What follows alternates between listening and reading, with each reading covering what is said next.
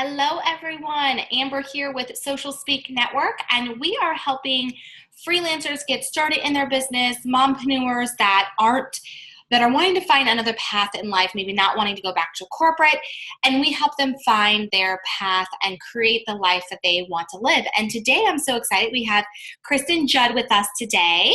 Welcome.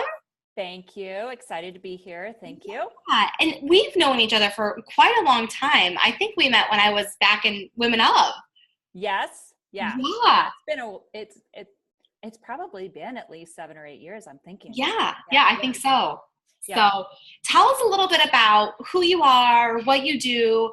Yeah. So I am an executive vice president with FiFi Financial. The really cool part about that is I get to be part of a larger organization, but yet have my own business within that larger infrastructure.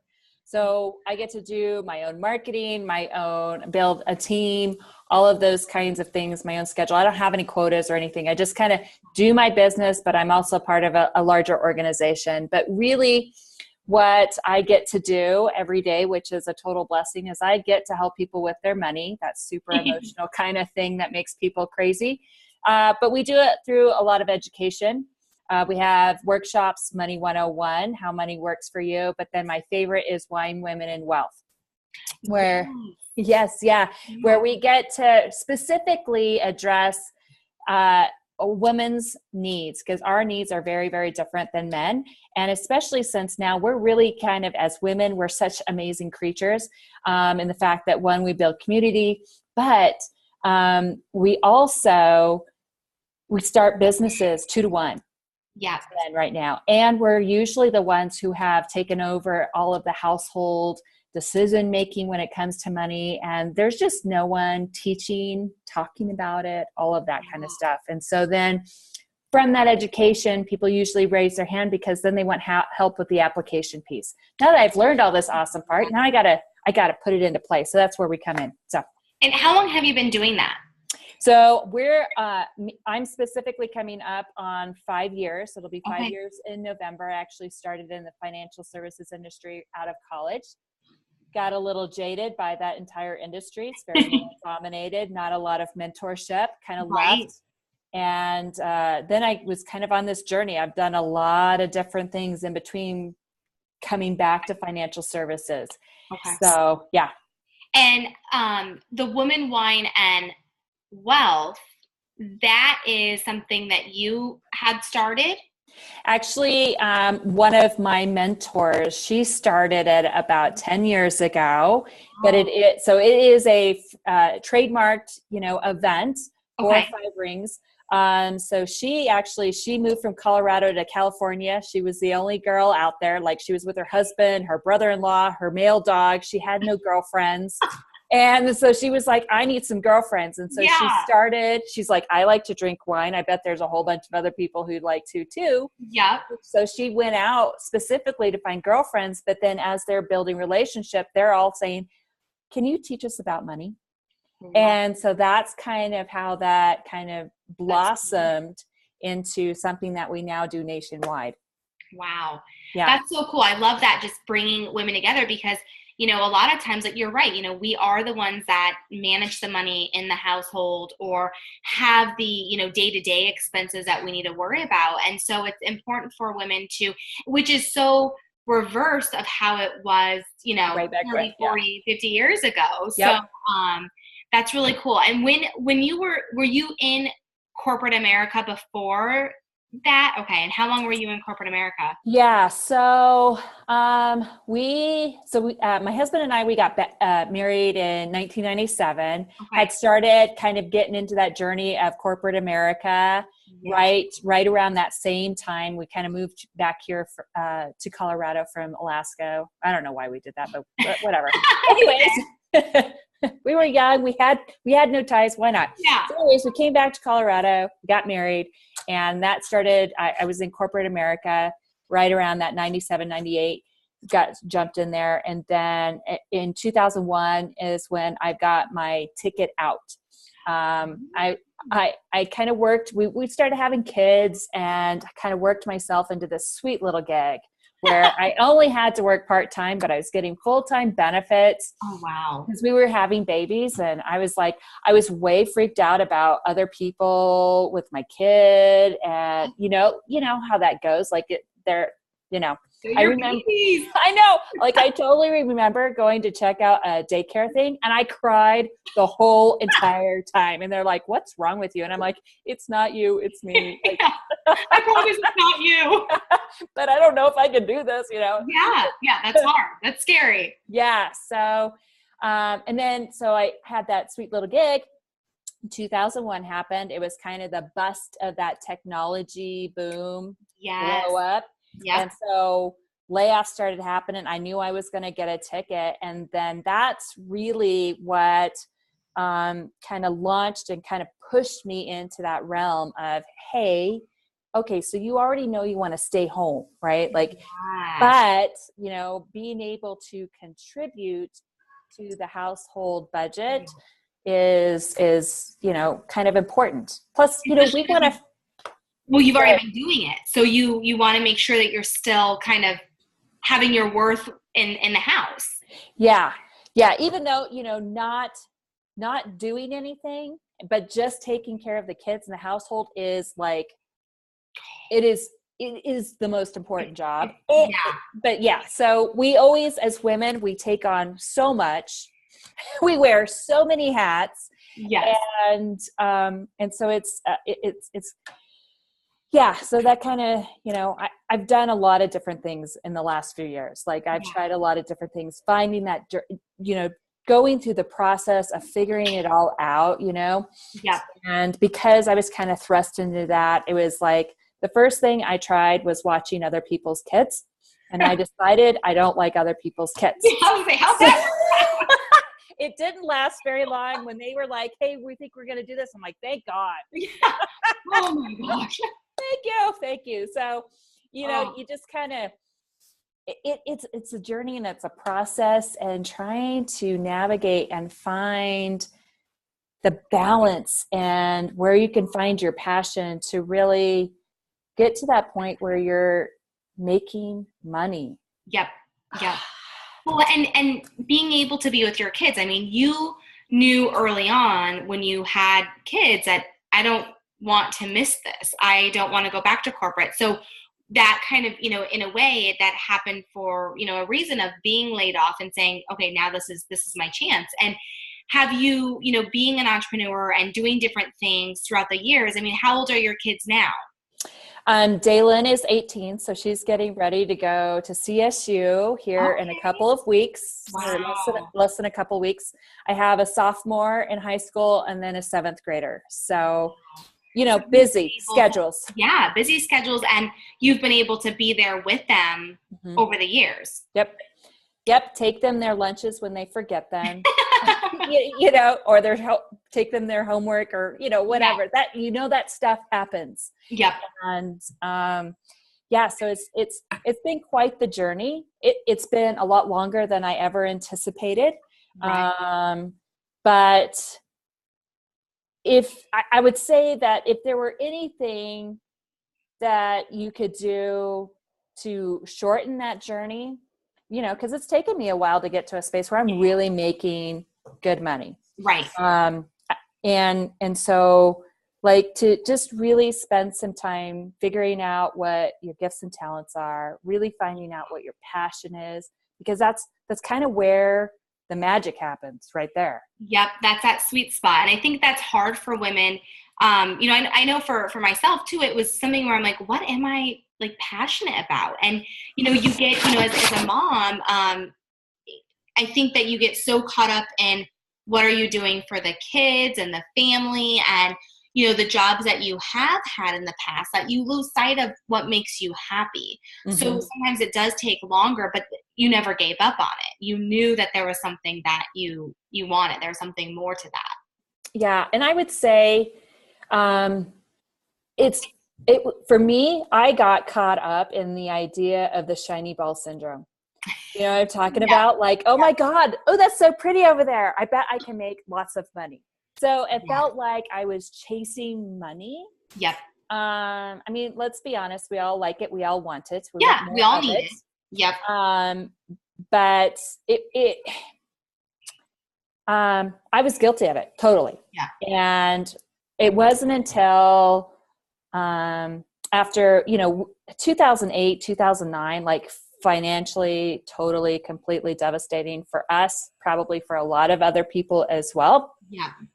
And then climbing back out of that, learning that it wasn't terminal, all that kind of stuff. We all survive. We all kind of get out of it, but getting to that spot where it's like, okay, it's probably time for me to kind of get serious about this, grow up a little bit, Right. and figure this out. Like, I can't just keep kind of going through life and trying different things. Like, let's get real, like, Yep.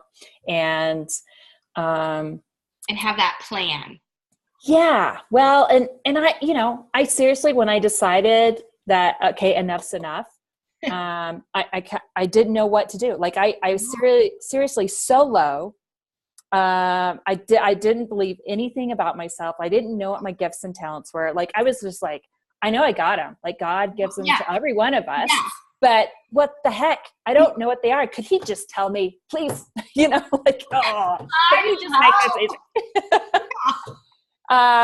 And so it was just kind of a journey of completely and totally asking and asking and asking. So I was reaching out to my network, people from corporate America, people from everywhere that I had met over the years through networking and all of that. And just saying, hey, I'm looking. I'm kind of serious. I'm looking for something and hoping something would show up. And so we were already clients of FiFi Financial, and Andre kept showing up. I'm asking. I had a couple of interviews, thinking maybe I'll go back to corporate America. And then I found out, no, I'm not employable. I just, the game, the BS, all of that. So I was like, nope, not going to do that. But what is it? And it was just kind of being open and asking for the universe, whoever, God, whoever, to guide and put things in front of me, but be open enough and for you to experience and do some research and find it. And so that's kind of how I came back to financial services. That is so, well, I love that, there's a piece of vulnerability there, like to put yourself, out there and really, ask the universe or God or whatever that is for you, but to really just trust in that. And then to be able to take the leap and trust even more in yourself to know, okay, yeah, I can do this. And these are my strengths. And this is my passion. So do you think that, over the past 5 years of you working for yourself with FiFi Financial, like what type of role model do you think that you have been for your children now that they're old enough, they've seen your struggles, they've seen your journey, and they see the work that you put in now? I mean, what do you think that's done for them? So it's interesting that you say that they've seen our struggles, because last December, we were able to retire my husband from the corporate world. And we told our story and our like big, ugly, nasty, ugly truth in front of 550 people. And our kids had no idea. Really? They were in, yeah. They had no clue. They had no clue. They had no idea we were going through, because they were crying and they were like, oh my God, I had no idea. We still had Christmas. We still had, presents, and, they were just like, we had no idea that was going on, like that kind of struggle. Because it's a big, ugly, nasty truth, part of it. And we told it in front of a lot of people. Our kids were hearing it for the first time. Like that money thing, right? Like it's so private, so taboo, and no one ever wants to share that ugliness, for fear of being judged. But the fact is that there were a ton of people who were already going through it they were experiencing it currently, right? Or they've been through it, all that kind of stuff. Because nobody gets to go through life without doing that piece of it. Don't? It's not easy, right? Dang it, sorry. Sorry to burst your bubble. Oh, man. But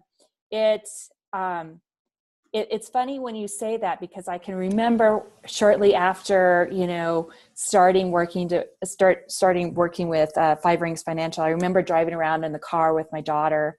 Yeah. She just turned and looked at me. She goes, "You're just so happy.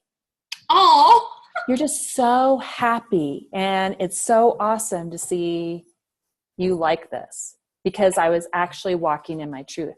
yeah. Finally, right? Like, you're not misaligned, you're not missing any pieces, and to be in that space. And so, yes, they get to watch, and we get to have these things, and they get to, learn. They appreciate so much more now that they've heard your story and know what you and your husband have been through and what you guys.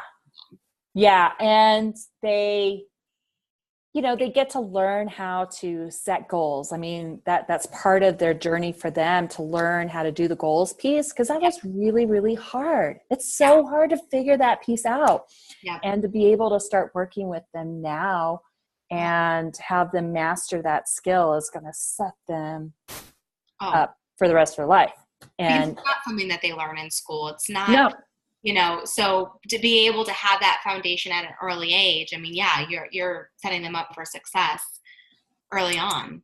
And I think, when you think about like the school system and how that's set up, like right now with it all going Common Core and all that stuff, like it's geared towards corporate America. When you and I went to school, it was geared towards industrial age, that kind of stuff. And so everything's geared towards corporate America, which means you have to go to college, blah, blah, blah, blah, blah.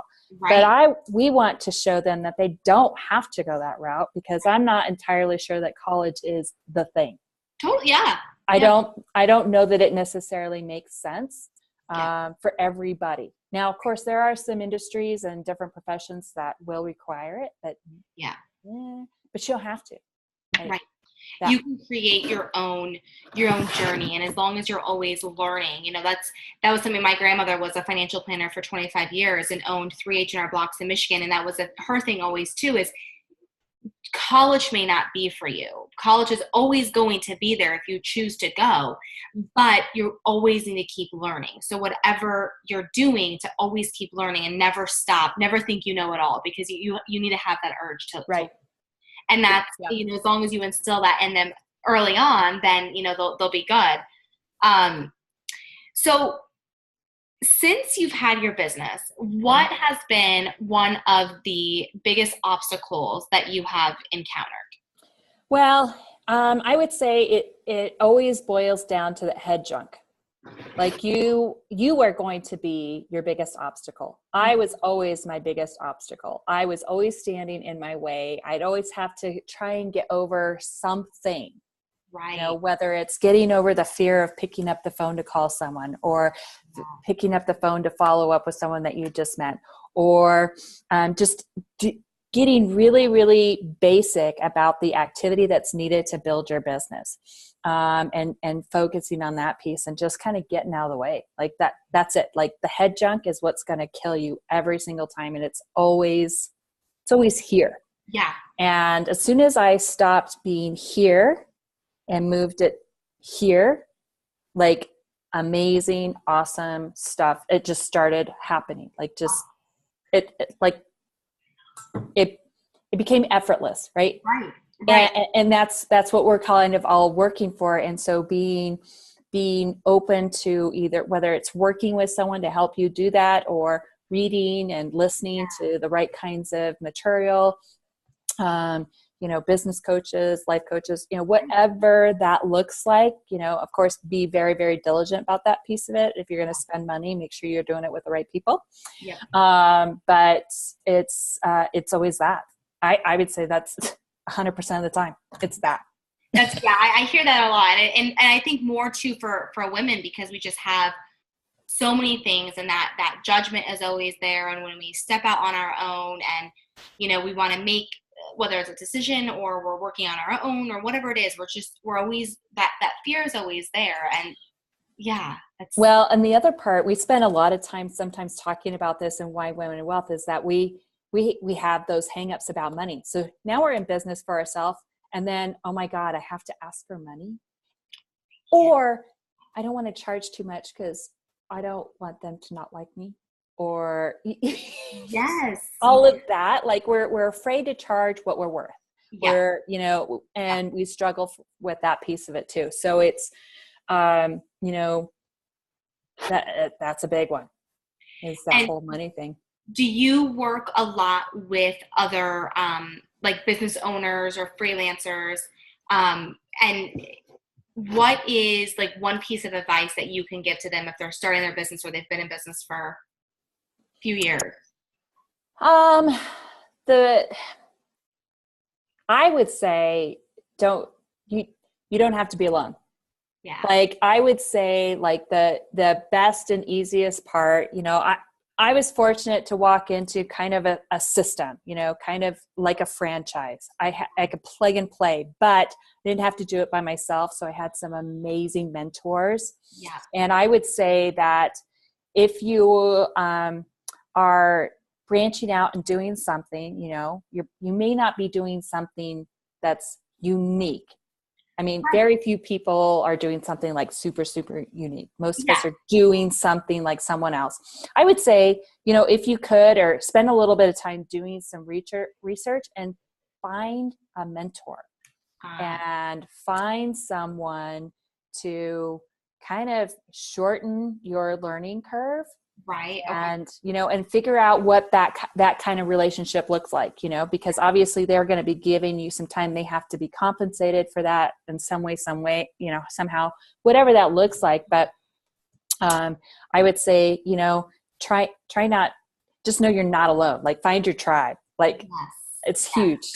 I love that. And so you are still growing your business. What tips have you learned or things that you do that have helped you grow your business? I mean, are you doing a lot of still in-person networking? Are you doing the workshops? I mean, I feel like each business kind of finds their own little thing. And I know that the events for you are really important. Mm-hmm. What's a tip that you've done that has helped you grow your business?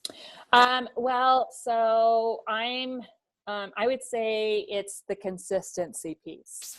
So whatever I'm doing, like you know, there's really three pieces to a business. There's the marketing, right? The finding people and really kind of simplifying that marketing piece.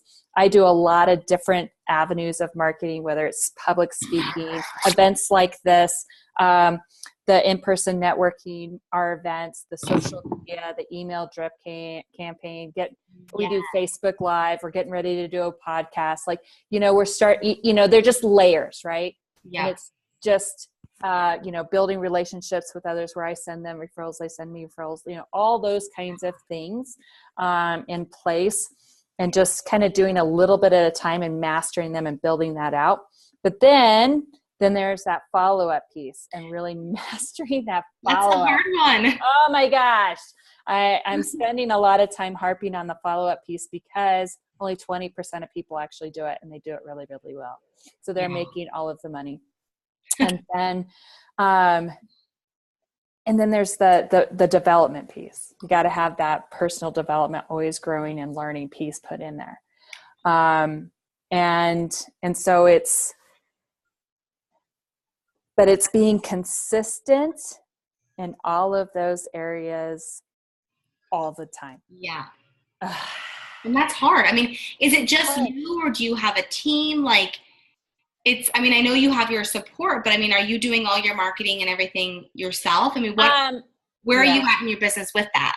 So, so we're in that space where we're definitely expanding, right? So I'm always bringing on new agents in different areas. So I have a team in Florida, I have a team in Texas, I have a team here in Colorado that I work with and mentor. So we're expanding, but that means so over the next probably 12 months, we'll be bringing on, like right now I have a gal who kind of manages not all of my social media, but the majority of my social media, because I cannot do that. Like I cannot create the events and I cannot promote it. I cannot invite people to it. I have her do that.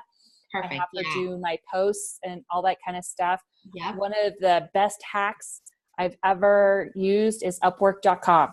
Love it. Yeah. Right? that's where I found her. She lives in India, right?